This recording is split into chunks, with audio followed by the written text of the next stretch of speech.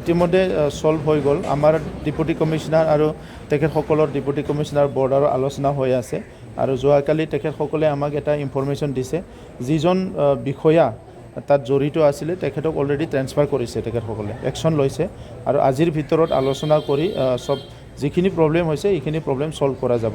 আমি নিবিচাৰোঁ কি বৰ্ডাৰ এৰিয়াত তেনেকুৱা কিবা টেনশ্যন হওক, কনফ্লিক্ট হওক, কাৰণ বেংগলৰ ছাইডৰ মানুহখিনিও ইফালৰ মানুহৰ ওপৰত বিভিন্ন কাৰণত ডিপেণ্ড হয়, ইফালৰ মানুহবিলাকো বেংগল ছাইডৰ মানুহৰ লগত বিভিন্ন কাৰণত আজি বিজনেছ ব্যৱসায় হওক বা বিভিন্ন কাৰণত ডিপেণ্ড কৰা হয়। তো সেইকাৰণে এনেকুৱা ছিটুৱেশ্যন ডেভেলপ হ'লে এইটো আমাৰ কাৰণে ভাল নহয়। তো সেইকাৰণে আমি দুইটা প্ৰশাসনিক বিষয়াবিলাকৰ আলোচনা কৰি এইটো সমাধান কৰাৰ কাৰণে ইতিমধ্যে বহুতখিনি সলভ হৈ গ'ল আৰু আজি এটা আলোচনা আছে, ইয়াৰ পিছত সব ঠিক হৈ যাব।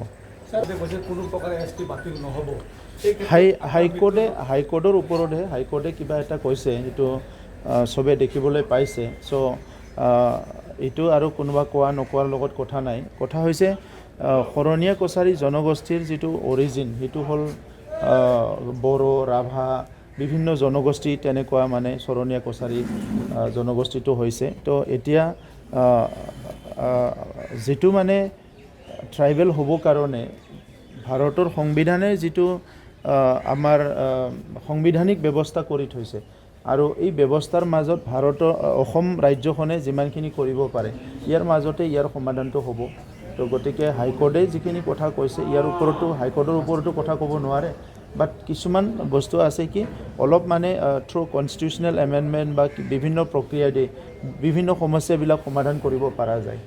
বিভিন্ন ইনফ্ৰাষ্ট্ৰাকচাৰ আছে, চ' সেই ইনফ্ৰাষ্ট্ৰাকচাৰবিলাক বিভিন্ন কামত ব্যৱহাৰ কৰিব পৰা যায়, কাৰণ এইটো গেটৱে অফ নৰ্থ ইষ্টৰ মানে এণ্ট্ৰি হয়। তো ইয়াৰ কাৰণে ইয়াত মেইনলি টুৰিজিমটো আমি চাইছোঁ আৰু ইকনমিক যিটো ডেভেলপমেণ্ট এই বিষয়টো চাইছোঁ আৰু তাত বহুখিনি পটেঞ্চিয়েল আছে, বহুতখিনি ডেভেলপমেণ্ট কৰিব পৰা স্ক'প আছে। তো সেইকাৰণে আজি আমি ভিজিট কৰি পেলাই কিছুমান জাগা চাইছোঁ আৰু ইয়াত গোসাইগাঁৱত যিটো বাছ টাৰ্মিনাছ আছে সেইটো যিটো উদ্দেশ্যত মানে বনোৱা হৈছিলে সেই উদ্দেশ্যটো খুব মানে সফল হৈছে বুলি ক'ব নোৱাৰোঁ আৰু সেইকাৰণে এইটো যদি অলপ ঠিক ঠাক কৰা যায়, এই গোসাইগাঁও অঞ্চলো এনেই আমাৰ এটা বিজনেছ চেণ্টাৰ হয়, তো সেইটো আৰু বেছি ডেভেলপ কৰিব পৰা যায়। তো সেইকাৰণে এই বাছ টাৰ্মিনাছটো আমি ইয়াতকৈ আৰু অলপ ডেভেলপ কৰাৰ কাৰণে চিন্তা কৰিছোঁ আৰু যিখিনি বাছ ইয়াৰ পৰা গুৱাহাটীত বাছ যায়, ইয়াৰ পৰা শিলিগুৰিলৈ বাছ যায়, চ' যিখিনি মুভমেণ্ট হ'ব লাগে এইখিনি মুভমেণ্ট হৈ আছে। এইটো আৰু অলপ অৰ্গেনাইজ কৰিলে এই চেণ্টাৰটো বহুত ডেভেলপ হ'ব পৰা যায় আৰু ইয়াৰ পৰা গোসাইগাঁও অঞ্চলৰ ব্যৱসায়ী হওক বা বিভিন্ন ছেকশ্যনৰ মানুহবিলাকে ইয়াৰ পৰা বহুত বেনিফিট পাব পাৰে। তো সেইকাৰণে বড়োলেণ্ডত এতিয়ালৈকে আমাৰ কি ইনফ্ৰাষ্ট্ৰাকচাৰ আছে আৰু নাই আৰু কোনখিনি এৰিয়াত আমাৰ ডেভেলপ কৰিব লগা আছে ইয়াৰ ওপৰত আমি এটা ছাৰ্ভে কৰি আছোঁ। এই কাৰণে আজি বাছ ষ্টেণ্ডলৈ আহিছোঁ।